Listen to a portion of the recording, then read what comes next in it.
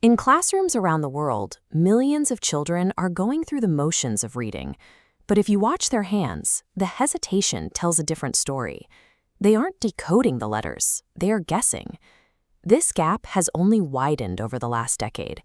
Despite increased access to schooling, the literacy data is trending downward because many systems still rely on instructional methods that have been scientifically disproven.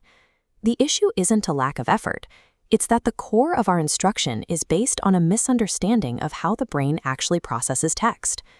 To bridge this gap, we have to look at the mechanics of the classroom. I'm Blessing Michael. On this channel, we are going to look past those outdated habits and focus on how to implement structured, data-driven literacy in any environment. Teaching reading effectively requires us to set aside our assumptions and adopt a framework where every step of the process is measured and intentional. My work as an international educator began here in Abuja, Nigeria, where I saw firsthand how standardized methods were failing local students. That experience led me to write regional children's stories, like The Song of Garara, to ensure students had literature that reflected their own world. I've since scaled these literacy efforts, serving as a Diana Award judge and working with the Tony Elumelu Foundation to support educational entrepreneurs. This eventually led to the Tales and Treasures Literacy Initiative, a project designed to close specific reading gaps in high-need communities.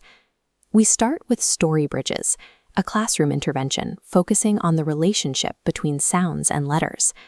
Once instruction is solid, we connect teachers with parents and local leaders to build a sustainable cycle of reading support. But for a community model to hold, the method being taught in the classroom has to be technically sound. If the instruction is flawed, the entire system eventually stalls. Many standard programs encourage students to look at a picture or the first letter and guess what the word might be. This doesn't teach reading, it teaches a coping strategy that breaks down as books become more complex. This strategy fails international learners. If a child is taught to guess based on an image of a snowy park or a yellow school bus, visuals that aren't part of their daily life, they lose their only path to the word. Structured literacy removes the need for guessing. We explicitly teach the English phonemes, the individual sounds, and show students exactly how those sounds are mapped to letters on the page. To do this effectively, you have to know exactly where a student's knowledge stops. You cannot address a gap that you haven't identified through data. This is where a diagnostic literacy audit comes in. In about 15 minutes, we can map an entire classroom's foundational skills, identifying exactly which sound spelling rules each student has mastered and which ones they are missing.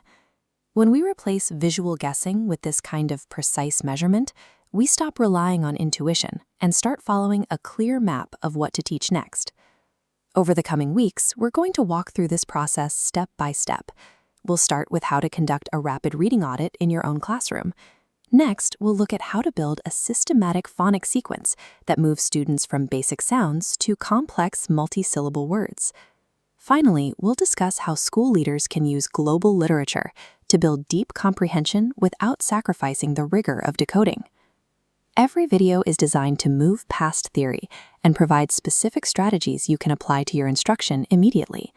Subscribe to follow this series and join us as we work to change the way literacy is taught globally.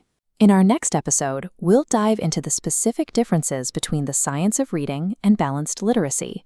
Educational leadership requires us to move past habits that no longer serve our students. By prioritizing structure, data, and relevant stories, we can provide every learner with a clear path to literacy. I'll see you in the next session.